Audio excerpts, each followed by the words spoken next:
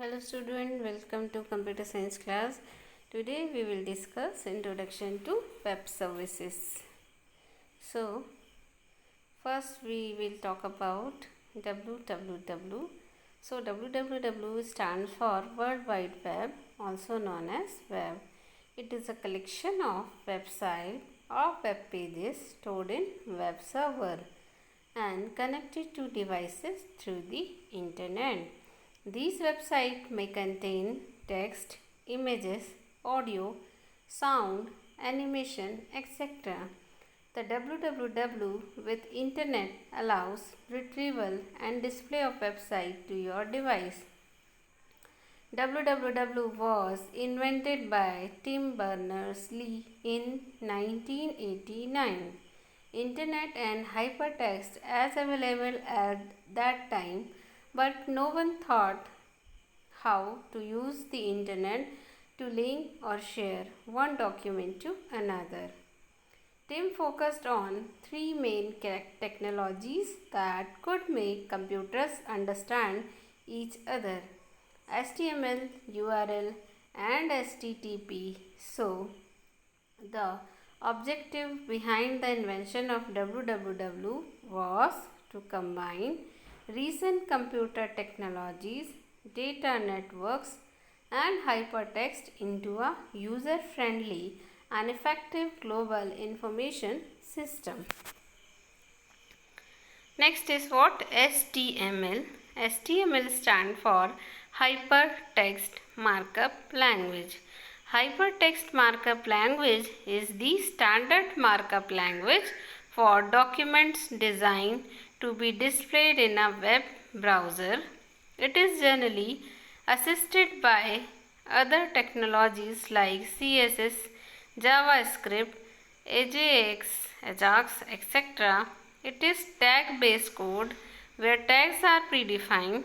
Tags are the instruction how web page will appear on web browser. It is not case sensitive.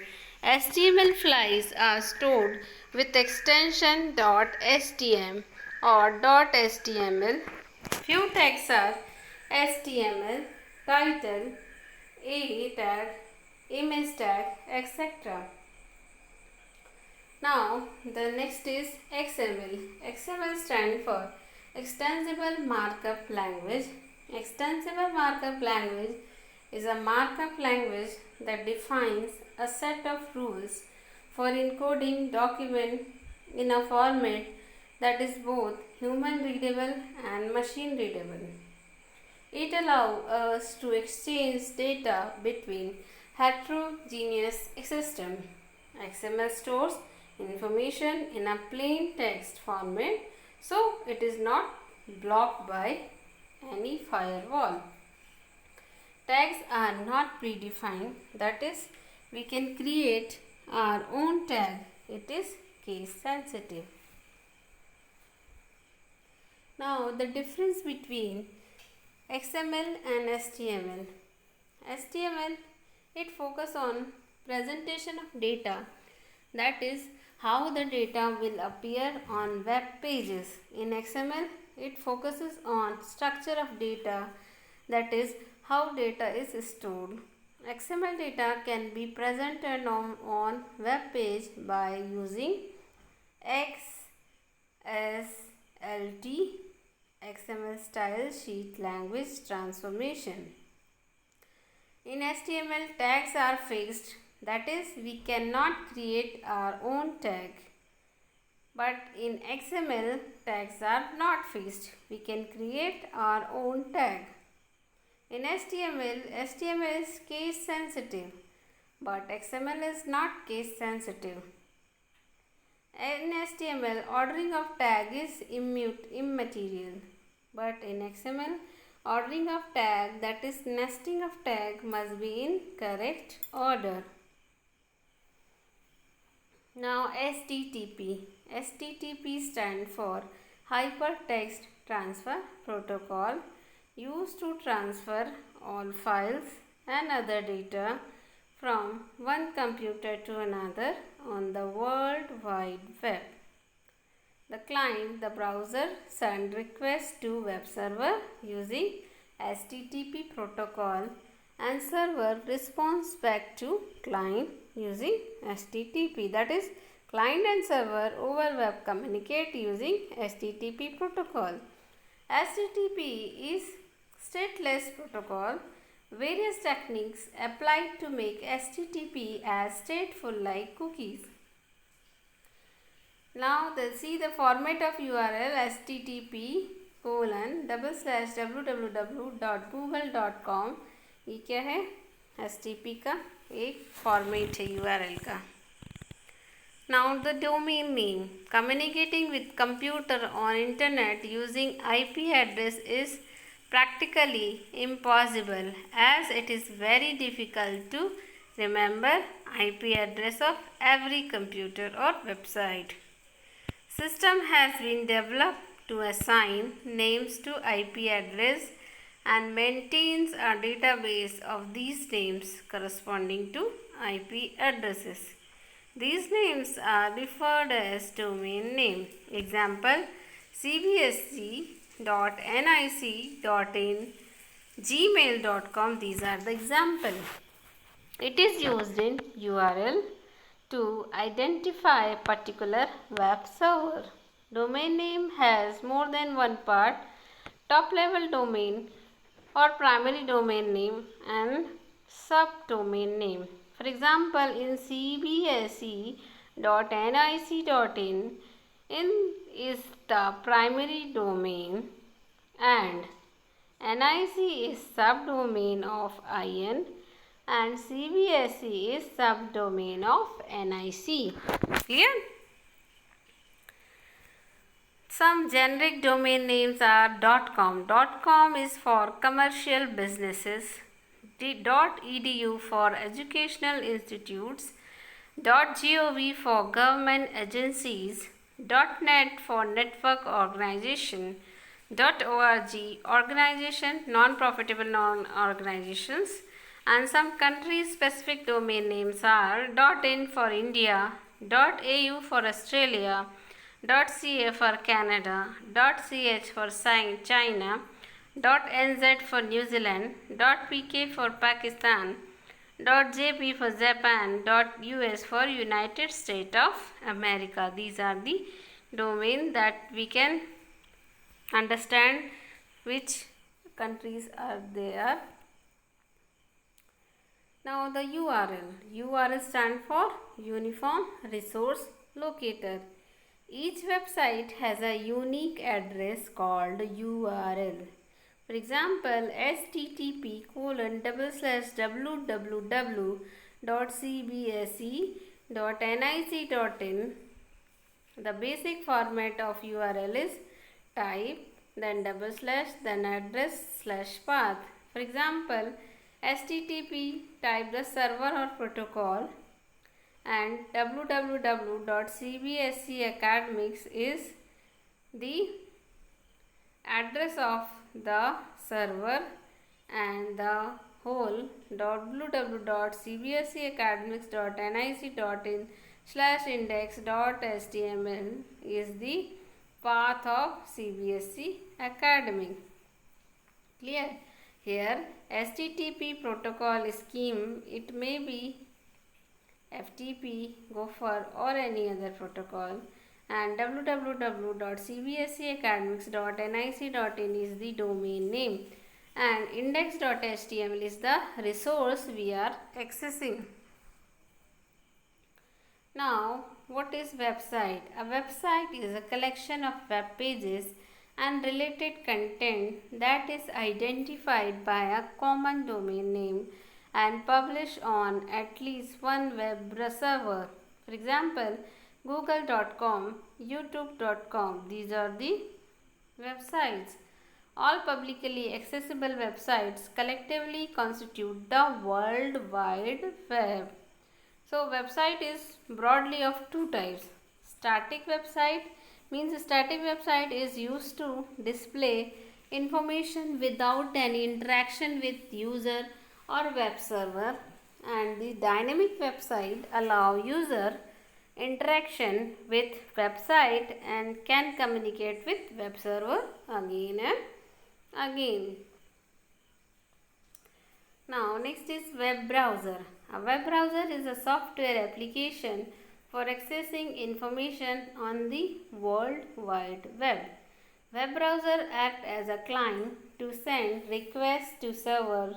Once web server processes the request and returns the response, the same will be displayed on web browser. There are many popular web browsers available like Google Chrome, Firefox, UC browser, Opera, etc. Most of the web browser supports graphical supports. Linux is the text-based web browser. Web server. What is web server? A web server is a computer that runs websites. It is a computer program that distributes web pages as they are requested. The basic objective of the web server is to store, process, and deliver web pages to the users. Web server and client communicate with the help of HTTP protocol. Web server returns the requested page to client with response code like 404 if request page not found and 200 if request page found, etc. Now the next is web hosting. Web hosting is a service which allows individual or organization to make their websites accessible through World Wide Web. Website is hosted on special computer called web server. If the site is hosted, user can access the website from anywhere in the world. To host a website, we require domain name, web space, and web hosting provides various services like FTP upload, email account, website building tool, and database, etc. Now the client-side scripting. Client-side script execute on the web browser, that is not interaction with the web server. It is generally used for performing action which do not require interaction with the servers like checking text field is empty, password is of certain length, password contains pattern of text, CAPTCHA validation, new password and confirm password is same or not. Client-side scripting language are JavaScript, VB script, Action script. Server-side scripting. This type of scripting execute on the web server, that is when user clicks on any button or interactive object, the request goes to server and execute on server and response comes to web browser. Server-side scripting is used for the action like validating the username and password, availability of user ID, submitting the information to store it in database, etc. Popular server-side scripting language are ASP, Active Server Page, PHP, Hypertext Processor, JSP, Java Server Pages. These are the scripting. And now is Web 2.0. Web 2.0 is the same used to describe the second generation of World Wide Web, where it moved static HTML pages to a more interactive and dynamic web experience. Web 2.0 is focused on the ability for people to collaborate and share information online via social media, blogging, and web-based communities. Web 2.0 is pronounced Web 2.0. Facebook, Wikipedia, Google Ads, Twitter, etc. are examples of Web 2.0. Popular technologies like Ajax, jQuery, Silverlight, Flash, etc. are the popular technologies that use Web 2.0. E-commerce payment. Now the next topic is e-commerce payment. When you purchase goods and service online, you pay for them using an electronic medium. This mode of payment without using cash or check is called an e-commerce payment system and also known as online or electronic payment systems. Different kinds of e-commerce payments: credit card, debit card, smart card, net banking, e-wallet and mobile banking.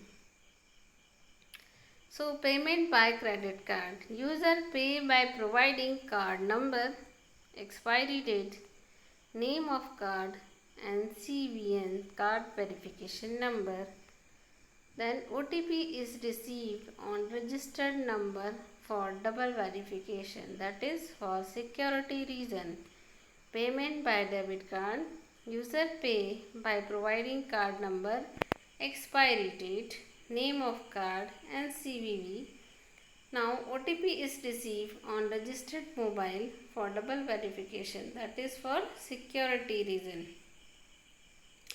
Payment by net banking. It is simple method of paying online from customer's bank account. User must log in by providing username, password, high security password or OTP is received for security reason, and once entered and validated, payment is done. Payment by mobile banking. It is in this customer has to download software provided by bank and link it with the account. MPIN is used for mobile banking. Customer can link debit or credit card with this software and make the payment. Now UPI. UPI stands for Unified Payment Interface, developed by National Payments Corporation of India (NPCI) under the guidance of RBI. It allows to send and receive money between accounts linked with mobile number. The Bheem UPI app enables the user to link the app with the accounts where they have already linked the same mobile number. The sending and receiving of money are done on a real-time basis and it does not require the IFSC code. Instead of IFSC code, both the sender and receiver need a VPA or virtual payment address. The VPA is something like this: your name at SBI or your name at ICI, etc. You can create several VPA using Bheem UPI official Android app or using any of the Indian bank UPI apps and link more than one bank accounts. Only you have to link the same mobile number or SIM which you are using in your smartphone with your bank account, because before creating VPA, the UPI payments app will verify your SIM by sending an SMS to authenticate the linked bank account. This is now UPI. The payment apps are Paytm, PhonePe, Amazon Pay and Google Pay, etc. Clear? So that's it for today. Okay, bye. Good night. Good day.